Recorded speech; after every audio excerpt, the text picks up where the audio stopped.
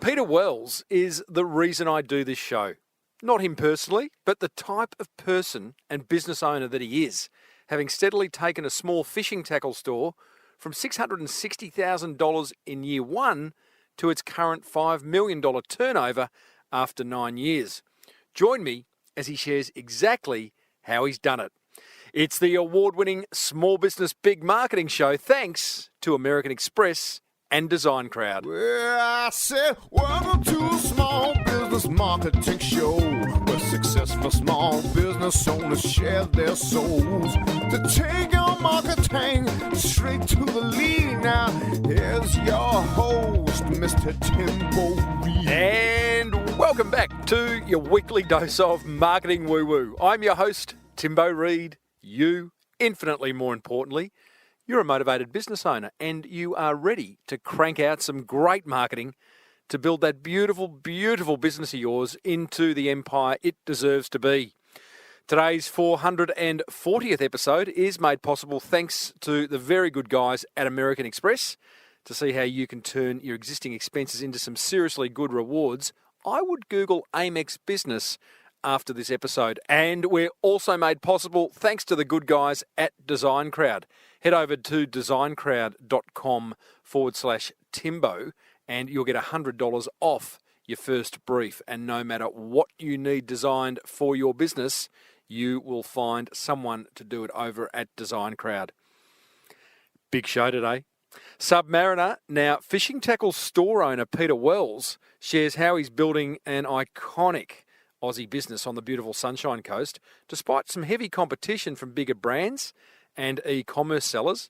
Past guest Brendan Tarazzi shares the upside of appearing on this show. I've got an update on a video series I've recently appeared in, and I apologise absolutely up front for this week's jingle of the week. It will stay in your head for absolutely days. As per usual, team, there is marketing GOLD dripping from the ceiling over here at Small Business Big Marketing's HQ. So let's get stuck right in.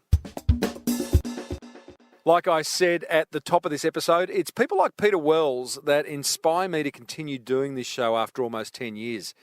A small business owner with an interesting story who's never been in the limelight and who's effectively using some form of marketing to grow their business. Peter used to work on submarines. He's a submariner. Now he owns Davo's Fishing and Tackle, a simple bricks and mortar business he bought 9 years ago that now has 3 stores on Australia's beautiful Sunshine Coast. Now, here's where it gets interesting. He's big on customer service.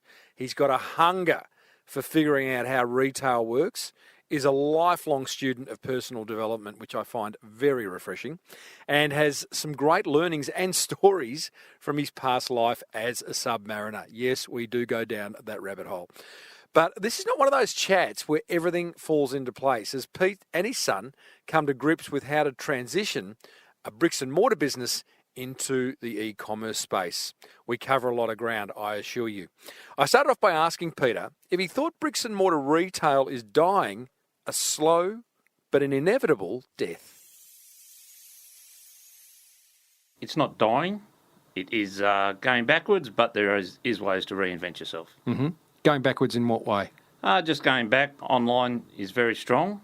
We conduct online. There's other third-party players in the scene. There's eBay and Amazon, and there's more and more coming. So you can take it as a negative or you can take it as a positive. So yeah, I'm at a positive. You're glass half full type of like... Definitely. Generally? Generally, well, I can't stop it. If I could stop it, I would. I can't stop it, so I might as well get on and go with it. Yeah, well, we'll talk about that because you're embracing e-commerce and you're doing a lot of other things to kind of arrest the slow death that may or may not be happening. It wasn't actually a leading question. You know, it's interesting spoken to many bricks and mortar retailers over the time, and some sort of go, no, it's not, and others go, well, maybe it is, but we're doing things to arrest it, so got it. Now, the Davo's brand goes back a long way prior to you buying it. Definitely. I understand. Describe just how, lose the humility for the moment, describe just how much of an iconic brand it is. Well, it was started by Bruce Davidson, who come up here on holidays, went to his local tackle shop, didn't like it, got bad service, and I believe he was from Melbourne, and he went home and he went, I can do a lot better job. I like Noosa, I like the people of Noosa, so I'm coming up, and he started up a shop and opened it up. How long ago was that? That was nearly 40 years ago. Wow. So he continued to do it. I'm not sure, I think about 13, 14 years. We've still got one of his former employees, Chico, as was mentioned about. So he's a character. Yeah, well, I mentioned to him off air, he is a character. We'll talk about him when it comes to customer service. Definitely. So Bruce Davidson brought it, and he was very active in the community. He did get a huge following in Noosa. I still can't find a person who dislikes him. He's still around. Is he? Yeah, he drops in all the time and wants all the old school stuff and has a bit of fun. And no, he's a great character. He knows a lot of people because of being in Noosa for so long. But he had an interest in politics, so he went for state politics, sold the business, got into state politics. I believe he lasted 3 or 4 years and went, this is not me. What a pity, because the world needs more smart business people in politics, as opposed to politicians. Definitely. So he sold it after about 14 years to another couple, I understand, who ran it for about 18 years? That's correct. And now you bought it 9 years ago? Yeah. Wow. So beyond Noosa, again, you losing humility, to give a sense of to listeners, how iconic is the brand in Australia? I think it's very iconic. I get comments from all over Australia and around the world. I've just done a trip overseas for 6 weeks, and there were a few mentions of it over there. Because we've been very present, on Facebook, different other media outlets, we have people, obviously Noosa is an international spot. Yes. We have people come up from Melbourne internationally. They come up the same time every year. Some of them get off the plane and get a cab straight to Davo's. Really? Yes. What a great acid test for a brand. It is, and I always get stuck there giving them lift home, so we always deviate and we might go and have a refreshment and chat about what's been happening. Doubt. But having that sort of following and them telling their friends and all that about it, we get quite a big kick out of when people come in and said, my mate says, I have to come here, I don't want to go anywhere else, I have to come here now, you've got to set me up or hook me up or whatever. And that's from the 12-year-old junior that's never thrown a line to the 50-year-old experienced fisherman. Well done. I met a lady only last week who has a business that's named after her. It's actually, the business is her name. It's a $10 million turnover a year business. She's just decided to shut it down because she doesn't want to sell it to someone else for them to go and wreck her name. You've taken on someone else's name in your business is called Davo's and clearly maintain the heritage. What's your secret? The secret was I thought about changing the name when we first brought it. Then I realised the importance of the Davo's name, not just in Noosa, but as we've talked about in Australia and around other places around the world. It's a good name. It sounds good. It looks good. It's a classic Aussie, shortening of the word Dave, the name David. How could you not like it? Everyone knows a Davo, so hopefully everyone knows Davo's. Yes, correct. Yeah. Now, prior to buying Davo's, which I understand, is that your first business to own? No. So prior to that, I was in transport for quite a while, for about 12 years. We operate commercial carting equipment for catering.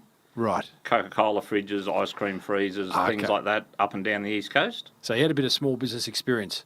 In that, yes. But prior to that, I understand you're a submariner. Oh, see, now the secret's out. Here we go. Yes. Yeah, the smile just went on your face too. Yeah. Good times? Good times. Hard work, good times, and very good friends. No doubt. Well, I'm interested. I mean, I actually could do an entire interview about your life as a submariner. I promise not to, because I'm sure there's most things you can't share. But what did you bring from your life as a submariner into running a business? Definitely the professionalism. Some people would say I'm a bit too ex-Navy still, and when I want things done, I want them done my way. But some people understand that if we do that, it works. It doesn't work all the time, but if it doesn't, let's have a look at it and reinvent it and go again. What else I brought with it? Just the passion to get the job done, move on, get on with the next one, keep people happy. It doesn't matter who you're around in a submarine. You've got to get on, you've got to work with them, you've got to accept their good points and bad points. I think if you do that with employees and as well as customers, it's a happier road for everyone, and everyone can see that in you. What a great learning. It's actually quite coincidentally, only last night I got stuck into the YouTube black hole, and about half an hour in, I was watching a documentary on the USS Pennsylvania, which is the biggest submarine, the nuclear submarine in the world. Giant. And I didn't realise I had no idea about the whole submariner thing until last night. Now I'm meeting one. These guys go down for 6-8 months at a time? Yeah, definitely the nuclear ones do. Sorry. The Australian ones, because we're diesel electric, we have certain restrictions as in food and water we can carry and that. I think the present one's actually probably doing about 8 weeks. Crazy. So, and that's under. So what is the secret to getting along with others? Staff, suppliers, customers? There's a great learning there.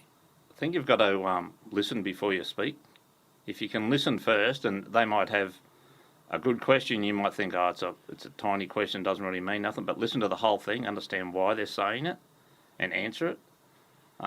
With employees, if they've got a gripe, listen to them, but then try and direct them the way you want it done, but explain to them why you want it done. Oh, so it is your way or the highway at the end of the day, is it, Pete? A certain amount. I'm always willing to listen. I'll change my ways if it's a better way and it's an easier. I get in a lot of trouble for telling people to be lazy. And they say, I don't want to be lazy. My dad's always taught me not to be lazy. My mum says, don't be lazy. And I say, well, my being lazy, I want to do something once. I don't want to do it twice. I just want to do it once and move on. To me, that's lazy, because if you've got to do it twice, you're working too much. Yeah, absolutely. Yeah, so that's just one of my little idiosyncrasies. Or idiosyncrasies? That's the one. Yeah. What I've got to leave no one's here to hear about submariners, but I am going to ask you for one more story, because I think it is a fascinating, I don't know, what do you call it, area? What any particular memory or story that you can share deep below the sea? Probably it's not probably a good story, but for some, but it's definitely one I remember when we were off Sydney once, and we were underwater, and we decided to go deep because there was a ship above us, and we were playing war games, and we decided to go deep, and I don't think someone checked the charts properly, and we found the bottom pretty quick. Don't. Yeah. You hit the bottom. We hit the bottom. I imagine it's a sandy bottom. It was. We were lucky. If it wasn't, who knows what would have happened. We hit the bottom. We had to come back into shore, and there was no damage, and everything carried on. What was the feeling when you felt the bottom? What's going to happen in the next 10 seconds? Geez, mate. You're a braver man than me. Why'd you buy Davo's? I need to change from transport. My transport business was in Brisbane. I've always lived on the Sunshine Coast since I got out of submarines. I was always interested in tackle, and when I first got out of the Navy, I come up to the Sunshine Coast to buy a tackle business with my father, who's passed away now. But when we wanted to buy one in Noosa, we come along and we found Davo's and went, well, he's got the market share, we can't buy that. So I ended up going into transport, and then Davo's come available. I'd just been out of transport for about 6 months trying to work out what I wanted to do, and the owners were tired. They'd done a terrific job for years, but as in any business, they were there for like nearly 17 years, I think. They were tired. They needed a way out. I gave them a way out, and yeah, it was a business that could grow. I could see it had potential to build up. And since we've been there, we've been building them. We still are. So I want to talk to you about growth, because you've experienced some pretty amazing growth. But paint a picture of Davo's the day you bought it. Basically, Davo's, the day I brought it, had a turnover of about 660,000. We've increased that year on year. Our aim for next year will be 5 million. We have increased the amount of shops. We only had one shop when we brought Davo's. We now have 3 shops, as well as a very strong online presence. Well done. So in terms of scoping the size, SKUs from back 9 years ago to now, staff? SKUs, we're going from, we're probably going from 11,000 now, it's up over 50,000. Wow. Mind-blowing. Mind-blowing. And we went from 4 staff. Today we just employed another one for another staff member because we're growing in the online side, and he's number 18. How does that make you feel? Good, bad and stressed. You don't look too stressed. No, so tell me about the good, the bad and the stressed individually. The good is we're growing. So my dad always told me, if we're standing still, you're actually going backwards. So you've got to grow, otherwise you've got to look at yourself and work out why you're not growing, or simply opt out and go and find something else and get a re-release on life. So that's the good. We're growing, and we've grown in turnover, we've grown in profit. The bad is we're open 6 to 6, 7 days a week. Ooh. So in my previous job in transport, I worked 12 hours a day but only 5 days a week. Now I'm sort of responsible from 6 to 6, 7 days a week. We have Christmas Day off. That's big year. Yeah. Are you personally involved 7 days a week, 6 till 6? No, not personally. And when you've got the right team on board, you don't need to be. I try to be involved 5 days a week, and I don't mind doing long hours. Mm-hmm. I am the business owner at the end of the day, and I need to answer to different people as well as myself. So as long as you've got the good team around you, you can do that as long as you've got good structures and good systems that if something goes wrong, besides them bringing you up and disturbing you, they've got a few systems that they can go to and fix before they have to contact you. I know you're in fishing, and fishing is a 24/7 sport. Why 6 till 6? Do you need to be? Because we're growing, we want to cater to the customer also. Now, the customer... Funny concept? Yeah, funny that. Funny that. We've got the big box chainsaws and that out there. They're open very long hours. They're open 7 days a week, not 6 to 6. We were open the same time as them, but then I found out we weren't getting things done. We've got stuff to do at the start of the day as well as the end of the day. And the doors models will be open for the customers while we're there doing our mundane things that we've got to do to set up every day or to pack up the day. So if we can do that, people know, oh, it's 5:30, I can still go and get me bait and go fishing tomorrow. It's a pretty impressive store. I don't fish. I'm thinking of starting to kayak. I was in the store this morning, and it's like a big toy shop. It is. It's an adult toy shop, and it's not even... I was nearly going to say a man toy shop, but it's not a man toy shop anymore. It's a man, woman, child, whatever you can say. Man-child? Yeah, man-child. There you go. That'll do. We've got to have pretty well everything to set people up. We get a lot of holiday makers come through here that just want to spend $50 and be able to go fishing, and we have blokes that come up with $5,000 and want everything they can fit everything out with. So, how do you, as a bloke who had a transport business, previously a submariner, then buy a retail store that is undercooked and see the upside? I walked into your store today, and it just looked like it had been fitted out by a retail expert. You know, there's secrets to retail. I don't quite know what they all are, but I know there are secrets to retail. The way, you know, for example, supermarkets put the milk at the very back corner, so you've got to walk through everything else to get the milk, which is what most people are there to get, right? How have you learnt that? Or maybe you haven't, I don't know. I have learned it. I seek advice a lot. I read a lot. I look at other people's shops a lot, and not just tackle shops, just other shops in general. I go into all shops. What do you look for? Just different things, different ideas. Why do they do that? Why have they got that up there? Why Give us an example. Down low? A good example is when I had the transport business, I was with Coca-Cola, and most of our predominant business was with Coca-Cola. Their reps would come in and set certain drinks up at certain heights in the fridge because they knew that things would sell. Coke will sell on the left-hand side at eye height more than any other drink. Now, their job was to sell Coke, but with everything else. But another good example is the reps you would see, the ones that would set up their shops well. Those shops would go extremely well. You'd go in there, the shop owners would be very happy that they've got this rep. Then you go to other shops that didn't have a good rep, and their ideas, well, you know, they couldn't be bothered with things like that, and the owners of the business would not be happy with their reps, and they wouldn't sell half as many drinks, and therefore the turnover wasn't there. So I think I got a lot of insight into Coke on how people done things. I could see the good ones, and I sort of followed them. I did learn. I didn't realise I was learning until I opened the doors at Davo's and went, okay, now I've got to change this. Good brand to learn from. It's a good brand. They spend a lot of money on marketing, so I sort of cheated and got it from the side. Well, and interestingly enough, as you walk out of your store, the last thing I think you see is Coke in the fridge. On the left-hand side. At eye height. Very good. Wow, you are. I'm looking and you're learning. How do you stay ahead of all that? Because I imagine, the science behind retail would be mind-boggling. Do you go overseas to conferences? Do you just constantly, you're a self-taught person? A bit of both. I go to a lot of conferences. Our main store is part of the Tackle World Group, which has over 40 stores Australia-wide. Big buying group. We go to 2 conferences a year with them. We go to trade shows, as many as possible. I also listen to the suppliers and their representatives a lot. I ask them. I try to fish. What's working in other stores? You know. Boom boom. What product's hot? You know. Mm-hmm. What's he selling that I'm not selling? What should I sell? If it's not selling, let's get rid of it. Move it on. Put something fresh in. It's a constant thing, and I like trying things. Even if I think it's not going to work, I tell my team, I say, if you want to buy it, buy it. Let's give it a good go. If it doesn't work, we'll get rid of it. But at least you're trying. That's from a product point of view. Yes. So I imagine there is a lot to be learnt from the reps of each of the brands. I mean, for example, imagine the Shimano rep. Is it Shimano? Is that Yes. There you go. They do bike gears too, don't they? They do. Just That's realised their that. predominant thing around the world. Right. So imagine the Shimano rep comes in and you pick his brain, what's working, what's not, what point of sale have you got, where should I put it, kind of getting there. They've done the research, I guess. Always.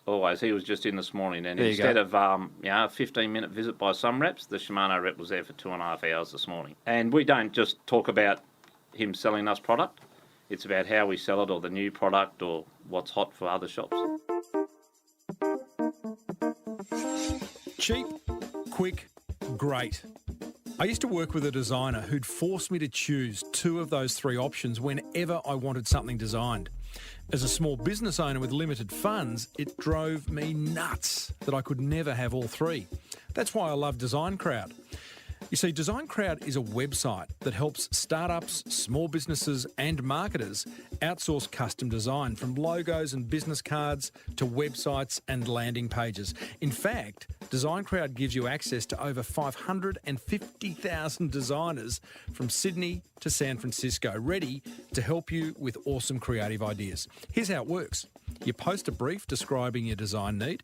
Within hours, you'll receive your first design, and over the next 3 to 10 days, a typical project will receive 60 to 100 different designs from designers around the world. You then pick your favourite, make any changes, and pay the designer. You know, whether you're an entrepreneur looking to set up your brand or an established business that needs marketing collateral designed, Design Crowd is your answer. For a special $100 VIP listener offer, go to designcrowd.com/Timbo or enter the discount code Timbo when posting a project. See? Now you can have cheap, quick and great design thanks to Design Crowd. You're listening to the award-winning Small Business Big Marketing Show, thanks to American Express, and we're talking with Peter Wells, owner of Davo's Fishing and Tackle in beautiful downtown Noosa. Pete, you talked about you go to conferences.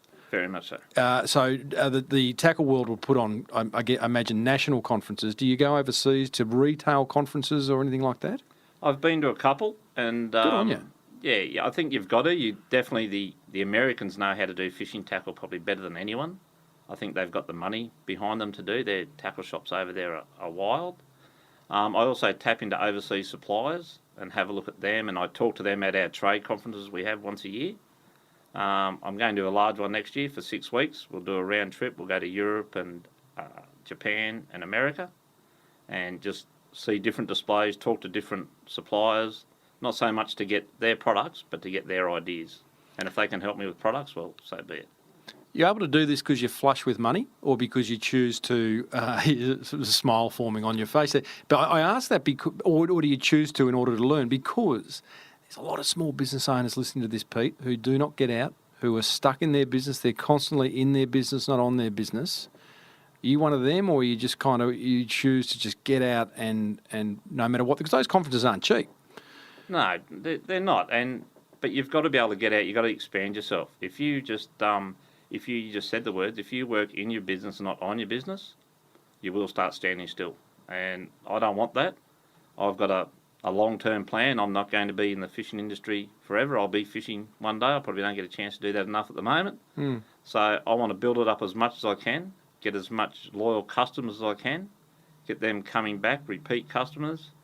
There's nothing better than a repeat customer. I've been there long enough that starts off when he's 9 and now he's a regular shopper at 16 or 17. Beautiful. And fishing, catching fish. Yep. And he's happy, so his parents are happy.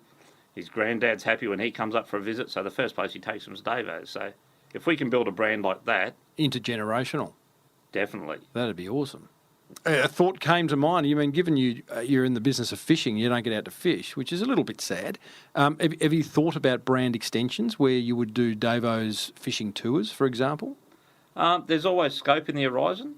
I mean, our shops are only a certain size and they can only fit so much tackle, and we can only change around so many times. I'm probably currently looking at a couple of different projects, especially working with other businesses, but to get the Davo's name a bit more prominent And it doesn't necessarily have to be fishing. It can be recreational activities too. Well, I would have thought so. I mean, quite an elastic brand, I would have thought. You've kind of built something there. Given you've got the one store in Noosa, which is all fishing tackle, and right next door you've got another store, which is all, what is it, outdoor, camping, boating. Boating and outdoors. So Boating boat and chandlery, very big in kayaks, and a bit of camping in that, because we have obviously the transit population that go to North Shore and Fraser Island that always want their last minute sleeping bags and things like that. Was it a big decision to extend the brand into that kind of product area? Definitely, considering the rents and that Yes. in Noosa, it is a big decision. That shop's growing, so that's good. We're starting to get a lot of repeat customers. We've been open there for 2 years now, but it's just an extension we needed. We did run out of room. We're getting asked for all these products, and for us to service them products, otherwise they've got to go to the big box chain stores, and if we can't offer it, we're not giving them any choice. You have experienced some amazing growth. Any sleepless nights? Definitely. You come to them awful months where you're trying to hit targets, and you either think you're not going to make it, and something happens and you do, or you know you're not going to make it, so you've got to have sleepless nights to think of ways. Okay, how can I make it? We don't always make it. We're making it 80% of the time. What's it look like? Paint a picture of you're looking down the barrel of a poor month. You meet with your store manager and say, we're not going to make it. What do? Sit around a whiteboard and brainstorm? Or have you got a little black book you pull out that's got 5 no-fail retail ideas that you pulled from the last conference in Vegas? No, we'll probably do something totally different. Look at the weather. We'll look at the weather, and we can blame the weather. We don't blame the weather. We can't control the weather, so don't blame it. But we'll look at the weather. Sometimes we'll have a weather window where the moons and the stars will line up. We just know that that's going to be a good week for fishing. So that's the time. If that's coming in the last part of the month, that's the time to get in and promote and tell people how good a fishing, what's going to happen. Everything's going to happen. The fish are going to come on the bite. And with us having such loyal and long-term staff members, a lot of them know when the fish are going to bite. And it's not rocket science. It is for me, not for them. They know when they're going to bite. So if we can promote things like that, if we can... We have a sausage sizzle every Saturday. If things are slow, we'll put the free sausage sizzle on. Instead of charging people, we'll put a free one on just to get some more customers, just to encourage How do people them. know about that? Facebook, social Right. media, websites, word of mouth is big. Yep. Signs out the front, that's about it. But Who doesn't love a free sausage? yeah, that's it, mate. So Yeah. we're... Fish sausage or? No, it should be, shouldn't it? Should be. I would have Should be. thought so. But at the moment, we're... our Novembers aren't normally crash hot in the tackle industry. So we do a thing, we've got a boat at the moment worth $18,000 that we're giving away once you spend some money in store. So we know November's going to be quiet, so we need something to attract customers so we can get them there. They're going to spend it somewhere, but we just want them to spend it with us. And for that, they go on the chance to get an $18,000 boat. So things like that, just reinventing all the time, just constant work. You're not bringing the Boxing Day sale forward, are you? I just was at a store around the corner from you on the way here, Eclectic Noosa, which is a homeware store, furniture store, and they've already got the Christmas New Year's sale with 10 to 60% off. And it's like, Black Friday's just finished for the online world. Now today is Black Monday. It's like all of it, to me, I look at that, and I'm not a retailer, but I look and I go, why? Doesn't that just water down the whole thing? Shouldn't Black Friday be Black Friday? Shouldn't a Christmas, Boxing Day sale be around that time and not in November? What am I missing? No, it should be. Right. I'm with you 100%. I mean, people do a Boxing Day sale for one reason. It's been generated around that for years and years. The Black Friday should have been, I'm still getting asked questions, why was it on that date? And it's all about online and something that happened many years ago. It's, it does water it down. Totally. I think it takes your customer connection away because they'll be saying they just want a sale. So that's why we do the boat, because we're actually offering something. Yes. We had another one on the weekend where we gave away a $3,000 travel voucher and a fridge full of beer and a few other prizes, and that was an outside broadcast with the radio. So we had a jumping castle and things like that just to get a few more people in, just to get them, to let them know Davo's is there. We're open for Christmas. We're open 6 to 6, and come and shop with us. I want to talk about marketing shortly, but just on that, the boat, the $3,000 travel voucher, how are you doing that? Are you just going and buying them, or are you partnering up with other businesses and doing joint promotions? Okay, so the travel voucher, we partnered up with the local radio station. They provide the travel voucher? They provide the travel voucher, but as long as we pay our monthly fees. Yes. But we've done a year-long promotion with them on the radio, and that's just part of it. They give you a $3,000 voucher. I could use it for one of my overseas junkets, as you called them before. I didn't do that, did I? No. Or I can use it for a worthwhile prize where it hasn't cost me anything. So if it hasn't cost me anything, let's turn it into something. What about the boat? The boat was an idea that happened at the Gold Coast after one of the conferences, after we've had too many beers, and I was with a couple of suppliers that I'm pretty close with. And I said, November, I wasn't looking forward to November. This was in August. And I'm just saying, we're talking about the bad months. And we said, well, let's give away a boat. And one supplier said, well, I'll throw some in. The other supplier said, I'll throw some in. So we all meet in the middle. So at the end of the day, it cost me about half the cost. The other suppliers put in, so we try to promote the other suppliers to hopefully people buy their products. Love it. As well as buying them from us. And then at the end of the day, one lucky punter will win it. We won a Vietnam vet, won it last year, and he was over the Wonderful. moon. He had tears in his eyes when he come to pick it up. No doubt. There's a great learning there. In my previous life, I was the marketing manager at Flight Centre, and we lent on the suppliers big time. And we had a lot of, you could because you were Flight Centre. But I think even smaller businesses can probably rely more on suppliers. Suppliers want you to succeed because if you're succeeding, they're succeeding. So is that something you would recommend to listeners? Definitely. The only thing, you've got to give them something back. It's no good just putting your hand out and take. So, for instance, I'll lean on suppliers, but I won't give 20 suppliers the opportunity to do it. I'll pick 5 good suppliers out of that, and hopefully I'll get 4, and then I'll pump them, I'll promote them. So you create a bit of competition amongst the suppliers, do you? Definitely. Oh, I like that. But we've got to give them something back. So we've got to share the boat. So Facebook, and that's a great tool for that. They can share it on all their stuff. So when they're sharing it on their stuff, they're actually promoting Davo's as well. But they're saying, look how good we are. We provided some of this prize for Davo. So it goes around the circle. Yeah. But if you take, you'll get it once. You won't get it twice. You mentioned Facebook a few times, but you don't look like a Facebook kind of guy. But clearly you're always sort of doing selfies and stuff out on the river and, holding up the ice cream and look at me type bloke, eh? A little bit. It's one thing. It's one thing. You've just got to be part of it. I know. It's not going away, and it's sort of free. It's sort of not. Exactly. But it sounds like you're doing it pretty well. We're chatting with Davo's fishing and tackle owner Peter Wells, thanks to American Express. Pete, how long did you put off the decision to start an e-commerce play? Probably about 3 years. We had a little dabble in it. Didn't like it. What didn't you like? We didn't do it right. Didn't do it right. And it's a lot of work. Anyone who thinks they can just start e-commerce and start turning over the money is quite wrong. So I put it on the back shelf. But then my son, he was in the Navy. He left the Navy and he was stuck. He was waiting for uni, to go back to uni, and he said, well, why haven't you got this off the line yet? What's going on? And I said, well, if you want to run with it, you can run with it. And that's where we kicked it right into gear. So it was a bit slow to start with, but it's no good. It's like having a competitor. It's like having another bricks and mortar competitor. We've got online competitors, so we need to come up and match with them and have a go.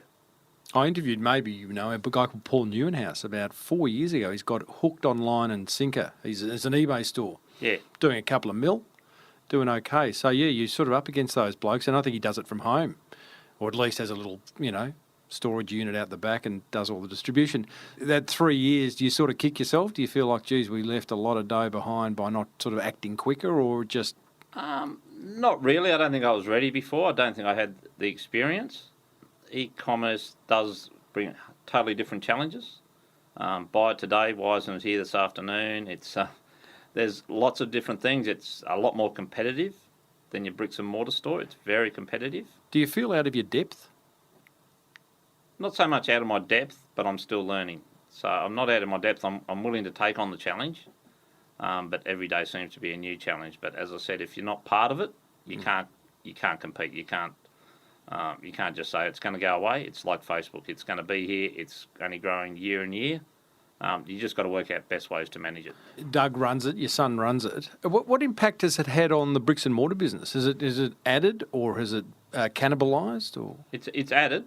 We've found people in and around the Sunshine Coast that we've never seen before that are buying from us online, but they also come into store.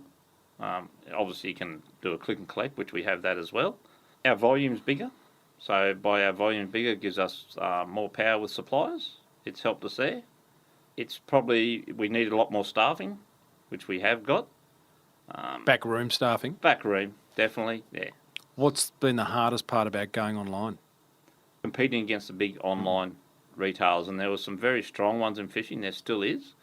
We're very small, where we might have 3,000 SKUs online. They've got over 30,000. We're competing because obviously we're getting complaints from them and things like that, so we know we're playing in the right field with them. But they're very powerful. They've been doing it a long time. They've learnt the lessons that I'm learning now. What kind of complaints are you getting? Oh, why does he sell it for this, or why does he have it and I haven't got it? So we went to market on Friday with 3 new lures, one that won Best Lure in Australia at the latest awards. We're online first with it. No one's got it online till about 12 o'clock today, and there was all the complaints, especially from big box chain stores that have online, Right. of how come Davo's has got it. How come you did? I know where they were delivered to, and I went and picked them up. I love it. So Love it. yeah, and that's why. And we just got 4 days, and it's not a lot of sales. We're talking lures. It's not a lot of money, but it gives us good credibility. Well, I was going to say, I mean, yeah, you might not have got rich over it, but people will talk about it and go, Davo's are onto it. And even the fact, they probably don't know that you physically drove and picked it up, but it's a pretty good story in itself. No, and it was a short 10-minute drive. Love it. There you go. What do you find easy about it, the whole online thing? Easy. Let my son run it. Yes. That's good.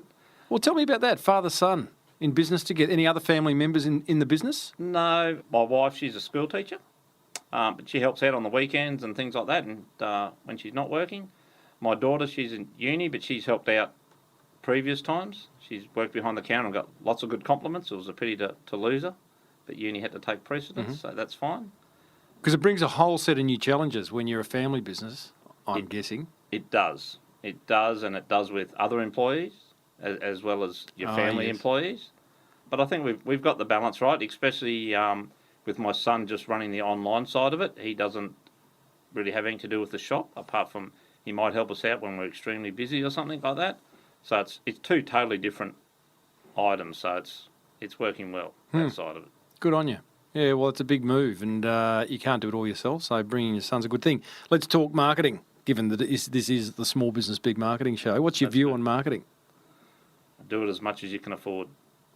You've definitely got to market. You can't wait for people to come to you. You can have a name like Davo's, you can have a name like anyone else, but if you're not putting it out there in a positive way to say that come here, we've got everything you want, you're not gonna turn it over. You need to be out there marketing constantly all the time, coming up with different ideas, looking how other people are doing it, looking how other people are doing it right, how other people are doing it wrong, and having a go. You'll make mistakes. No doubt. It doesn't matter. If you've been in it 30 years, I think you'd make mistakes, but I think the positives definitely outweigh the negatives.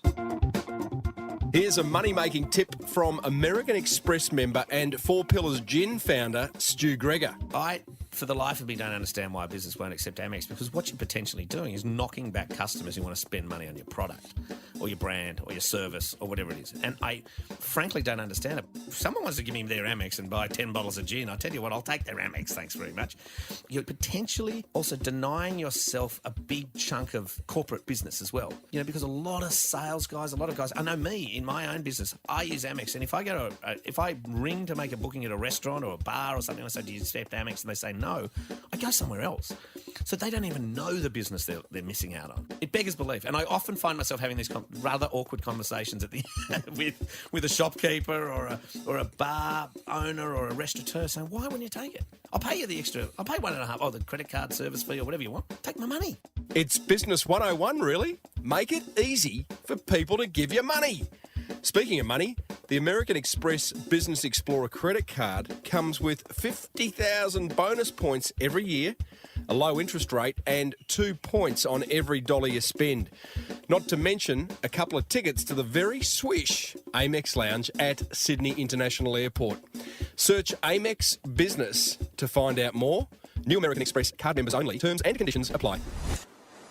Let's dissect your marketing. I think your branding's fantastic. You seem to be maybe something you learned from Coke, but there's a real consistency about the Davo's branding, whether you see it on the store, on the shirts, on the signage, cars. How do you manage that? That's not easy. Big brands have brand managers that's their whole job. Who does that for Davo's? Yeah, I do it. That's the thing I learnt in my past. In the transport, I've seen how powerful branding was. I've seen how certain products Coca-Cola could bring out and turn them into instant success, and then other ones would die a natural death very quickly. So you learn a lot about that, and you keep it in your subconscious. I'm into uniformity, if that's a word. I don't think it is, but it's a great word. Uniformity. Yes, Okay. let's put that in. Let's get them put that in. But Even consistency is what you're into. yeah, so someone's got to see part of the Davo's logo or Davo's brand and recognise it. They don't need to see all of it. I want them to just see part of it. Could be the back of my van driving past. It could be something flicking when they're flicking through their Facebook things. I just want them to see part of it and go, oh, no, that's Davo's. And that'll register. And if the more times they see it, the more it'll register. That's a great learning, Pete. There's a whole game on that. I think they're called what logo is that? Have you seen that? Where it might be an app and it slowly starts to reveal a logo and you've got to guess. It basically tests how quickly you can guess what the business is. And whilst it might be fun for some, it's also a great learning because, as you say, like the split second seeing a brand drive past or just flicking through it on Facebook, if you can recognise it without spending much time on it, then you know you're doing something right. I think so, and I might go and download that app and have a look at it. It's very good. Playing, so. Branding's such an overused word in marketing, and I would also argue that many small business owners don't understand it. What is branding to you? To me, that's probably one of the hardest questions I've been asked. Branding to me is very important. It's my face on the brand, my name on the brand. You've got to carry that with you, being a small business. If Davo's is travelling no good, if Davo's gets a bad rap, and we have had a bad rap once or twice, not very often, I take that very personally. So I pride ourselves on our branding and keep our brand strong. So I am a bit precious, my team would say, when someone tries to hurt our brand in any way. Oh, good on you. Yes, so I take it very personally. So does my team. We all take it to heart. We just don't go, oh, well, he doesn't know what he's talking about, or that lady doesn't know. We take it and we want to know why someone doesn't like our brand, so we can either fix the problem or explain to them why we're doing it. Best definition I've ever heard of branding, Pete, is that it is an emotional attachment. So if you can build an emotional attachment between you and a customer, then you're developing loyalty and familiarity and trust versus a rational attachment, which is more based on price, and we know where that ends. So anything you can do that, and clearly that's what you're doing. You didn't know you were doing it, but you're doing it very, very well. Thank you. In fact, you mentioned putting your name to the business. As you walk in the store, I can see a poster on the left-hand side with your face on it and signature. What are the words on that? Don't mean verbatim, but what's that saying? It just tells people that I'm a local owner. I'm not a multi-corporation. Some people view tackle because tackle is very strong in the fishing tackle market.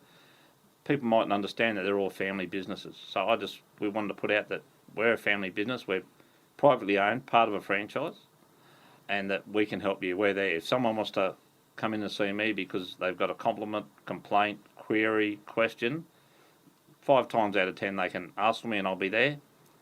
10 times out of 10 I'll answer them if they let me come back to them. Customer service. I reckon you're big on this. What's your philosophy? Customer is always right. Are they? Until you can correct them.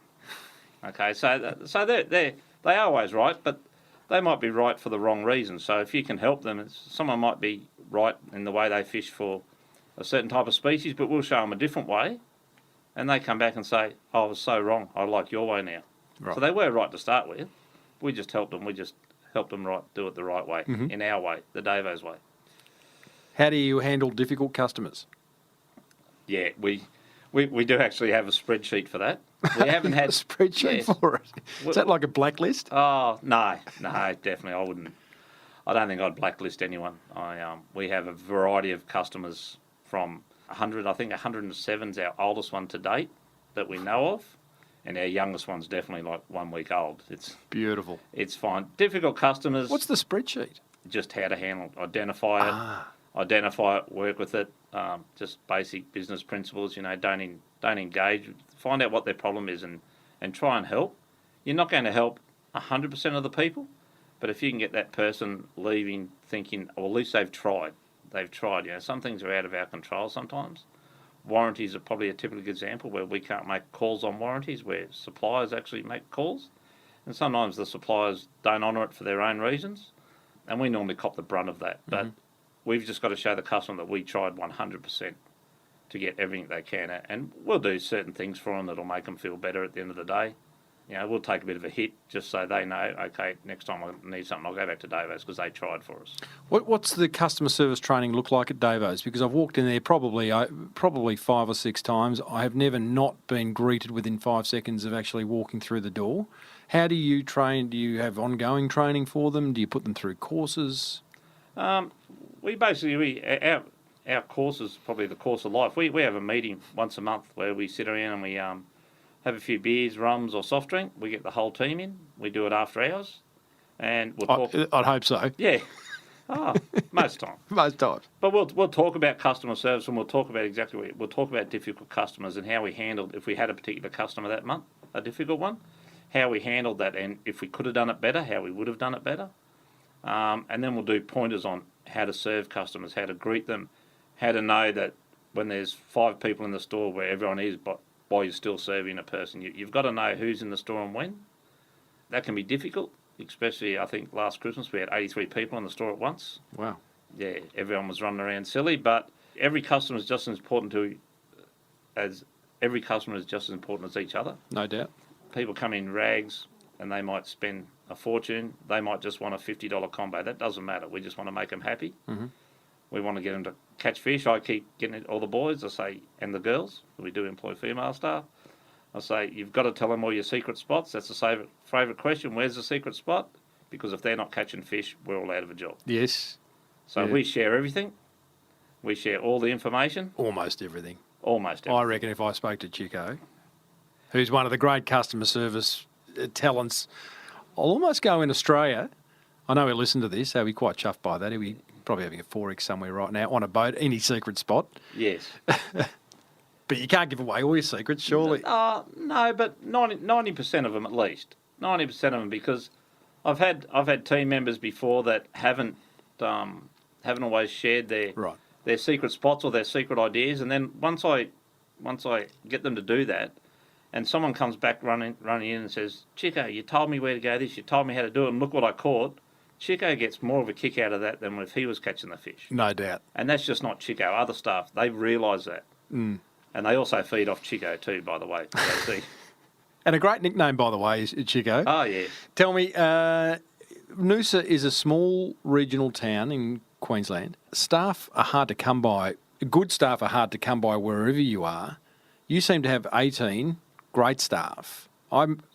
Spoke to a restaurant owner recently down the other end of Noosa who one day couldn't open because he couldn't find staff. What's your secret to attracting great people? Probably our customers. Our word of mouth. I mean, I don't think there's too many people around Noosa or around southeast Queensland that haven't got positive words to say about Davo's. So we have people ringing up, constantly dropping in, wanting to work there. Wow. That's good. And as I say, a lot of them come in and they think, they're going to work in fishing tackle, go fishing all the time, use the latest fishing gear, but it is actually work from 6 to 6. Mm-hmm.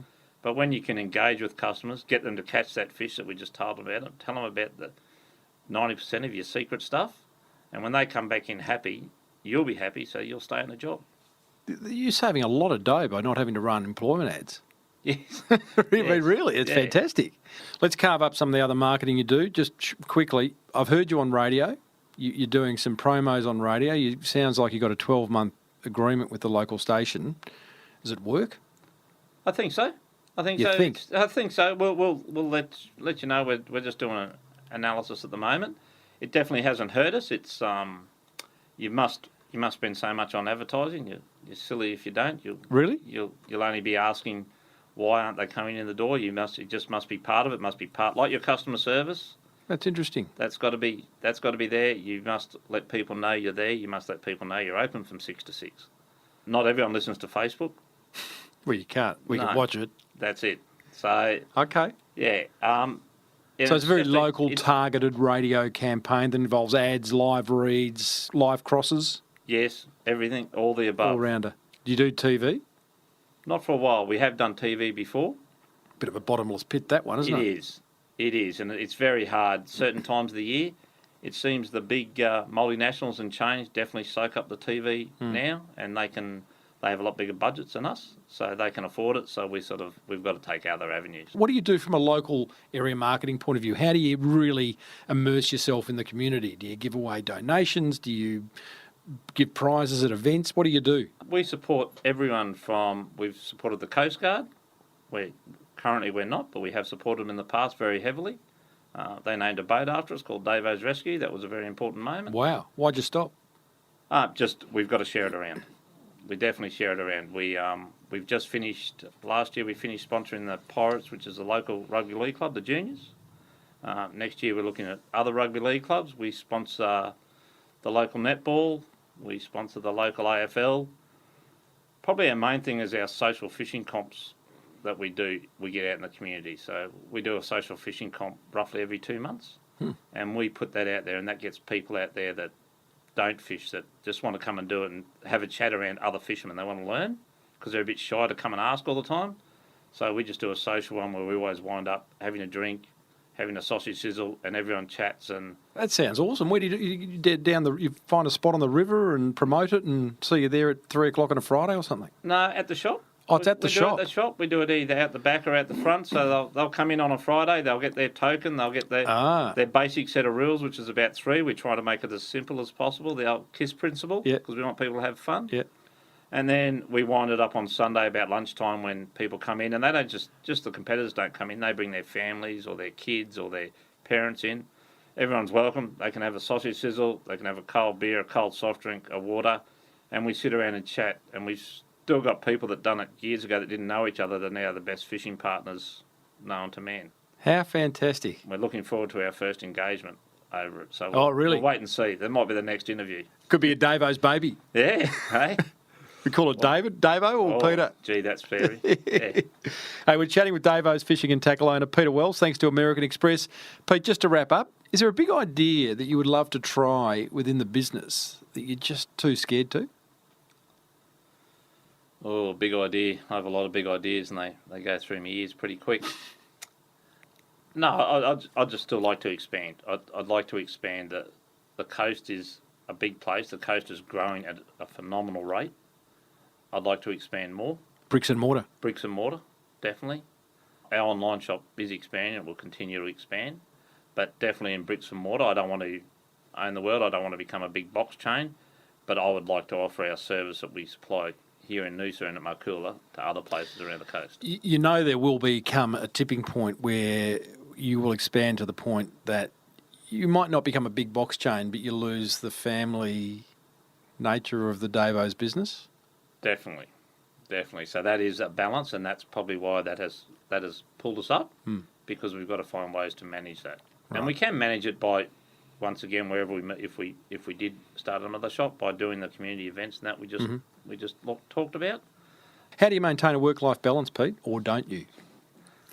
My wife would say I don't. Right. I do by having a good team. I've probably balanced it out a lot more the last 18 months than I have had before. I do travel, and when I travel, I do social things as well. So I try to, if I have to go to Sydney, I just come back from Sydney for a couple of days, so I spent a couple of days extra and caught up with a couple of my other family members down there. So combine a bit of work and play. Yeah. What's the one thing that you wished you'd known at the start of becoming the owner of Davo's? Working the weekends. I didn't think about it. Geez, I could have told you that. It's a bloody fishing shop, mate. I know. I just, no, that's fine. What's a business you wished you owned and why? I wish I owned Coca-Cola. Just so Don't we I all? could retire. No, any business, I'd be willing to have a go at a totally different business. If you could buy the right business, you should always buy a business that's not at the top of its game, I believe. It should be something that you can work on, build up, be proud of, and then either hand it over to someone else or hand it over to a family member. What is it in particular that you love about business, Pete? Being able to grow it, being able to use your energy, and then at the end of the day go, okay, I've made it. I've made something better today. I know you can do that as an employee. You can do that just as well. But at the end of the day, I've got a retirement plan. I've got a name. I like socialising around Noosa, especially. So I like catching up with other business people. I like going down. I like some of the community knowing who we are, and sharing a drink with them or sharing a chat on the riverbank with them. So it's camaraderie is very strong. And finally, as a business owner, who do you seek inspiration from? My family. In what way? Just to keep going forward when you have them tough days. Business is definitely not all roses. You have them tough days, you definitely got to see. They'll tell you you're always doing a good job and keep going, even if you're not. Whereas some people will tell you bluntly that you're not. So they give you inspiration. I can shut my eyes and think of my dear past dad. He'll give me inspiration every time I do that. He was a very strong person in that. And probably my friends. Definitely my friends. I moved here. I was the first submariner from my era to move around the Sunshine Coast. Now, currently in Noosa, there's 9 members of a certain submarine that I was on in 1985 that are now living in Noosa. No. They've all followed us. You've lured them up here. Oh, yes. On that joke, I will say, Pete, great story. Love the Davo's brand, and thanks for sharing some insights into it. Thank you very much. Well, there you go, team. Peter Wells, owner of the iconic fishing retail brand Davo's Fishing and Tackle.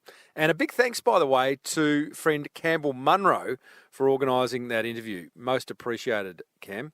By the way, Pete's very kindly provided us with 5 $100 vouchers to use online for winners of this show's Monster Prize Draw. So be sure to send me in your entry. All I need to know is what have you learnt from listening to this show, how you've applied it in your business, and what impact it has had on your business. And you win big! tim@timreid.com.au would be my email. Hey, be sure to hang around after my top 3 attention grabbers for some news on a new video series I recently appeared in, which will provide you with some additional inspirational resources for you and your beautiful business. But first, my top 3 attention grabbers from my chat with Peter Wells, thanks to American Express and Design Crowd. Attention grabber number 1. I really love how Pete gets into bed with his suppliers, working together to organise competitions, requesting prize giveaways, and accessing any research or data that will enable him and his team to make more informed business decisions. I think the trick, though, as he said, is to ensure that is a two-way street. Don't just take from your suppliers, give back as well. Maybe give back a little bit more than they give you, and I think you're in for a good partnership. Attention grabber number 2. I love Pete's view that the customer is always right until he has the opportunity to correct them. I think the notion that the customer is always right is a little bit flawed. So it's kind of nice to hear from a business owner with a different perspective. Attention grabber number 3. As a business owner, we need to listen more than we speak. I couldn't agree more with that, Pete. In fact, only this morning, I was watching an interview with Sir Richard Branson in which he was asked for his top business tips. And this was one of his first tips. He went as far as saying that the ability to truly listen to others was a defining characteristic of all the amazing world leaders that he's met over the years. People like Nelson Mandela, Barack Obama, etc. In fact, Branson's put together a group of people called the Elders. That their sole mission is to solve massive world problems. And what he said about each of the elders in that interview is that they are all fantastic listeners. That's what grabbed my attention. I'd love to know what grabbed yours. Head over to smallbusinessbigmarketing.com/440 and let me know. Hey Timbo, it's Brendan Tarazzi, the owner of Seacliff House, the wedding venue on the New South Wales South Coast. Hey, I just wanted to let you know that I've had heaps of random people reach out to me after hearing me on episode 434. So a big thanks for having me on the show. I really enjoyed it. Oh, thanks, Brendan. Really appreciate it, mate. You're not the first guest to say that. Generally, you appear on this show, something good will happen. You don't know what it's going to be. You just might get a call from a new customer or supplier or the media or who knows, but something good will happen. You have heard me say, if you've listened to the show for a long time, you'll have heard me say often, get some podcast interviews under your belt. It's a great way to get exposure. It's a great way to articulate your message. And I encourage you as a small business owner to do that when you've got a limited budget. 3 steps to doing that. Identify a podcast you'd love to appear on. Email the host with a very succinct, here's the trick, a very succinct pitch. If that freaks you out, go back and visit episode 425. I'll put a link in the show notes where I talk to you about how to nail your pitch. Maybe even hit the host up on social media. Follow up. If you don't get an answer the first time, follow up. And then, when you are locked in for an interview, absolutely enjoy it. A few months ago, I was contacted by Yellow to do a series of inspirational video interviews with small business owners called Do More Business. Sort of like an abbreviated version of what we do on this show, but with the added bonus that I got to chat with them at their actual businesses for an extended period of time. Got to go on site. In fact, one of the videos I hung around with a lady who owns a nail and massage business, mobile nail and massage business, and we got to travel around and visit a client or two, which was a bit of fun.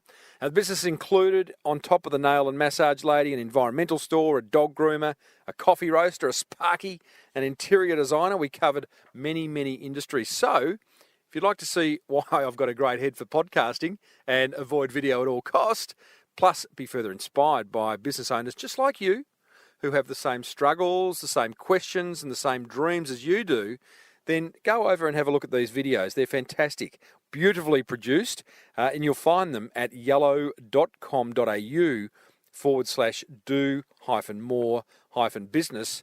Plus, I'll also put a link to the first one in the show notes over at smallbusinessbigmarketing.com/440. Righto, now I apologise up front for this week's Jingle of the Week, as it's pretty much guaranteed to stick in your head for at least the next 3 days. Here it is. Banana boat. Front side protection. Banana boat. It's 30 plus. Banana boat. It lasts for hours and hours Yeah. and hours. Banana boat. Banana boat. Do-do-do-do. Thank you. Oh, very catchy. I love that little bit at the end. Thank you. That's also a little one. I'd call that a little 1%er at the end of the script. And just in case you don't know what the jingle is for, it's for Banana Boat Sunscreen. Hey, if you've got a jingle you'd like me to play, hit me up on Twitter at Timbo Reid. Maybe you've got your own jingle for your own business. I'd love to hear that. Twitter at Timbo Reid. That almost wraps up another episode of the award-winning Small Business Big Marketing Show, sponsored by American Express and Design Crowd. Be sure to search Amex Business. We're almost at the end of the episode, so yeah, you can do it. Amex Business to find out how your business expenses can reward you, and grab $100 off your next design brief over at designcrowd.com/Timbo. I got some great interviews coming up, including a 24-year-old Melbourne entrepreneur who's accidentally grown a bakery and now a donut business into a burgeoning little empire, all whilst doing his masters. And we catch up with a tyre shop owner who had to take a major pivot once he realised there wasn't a whole lot of people wearing tyres anymore. Don't forget, there's an entire back catalogue of interviews over at smallbusinessbigmarketing.com. If you love the Small Business Big Marketing Show, and why wouldn't you, then let another business owner know about it by grabbing their phone, opening up the podcast app. I like Pocket Cast, but you can use whatever podcast app you wish, and download it for them. Until next week, I am Timbo Reid. Always have been, always will be. Thanks for tuning in. May your marketing be the best marketing. Bye for now.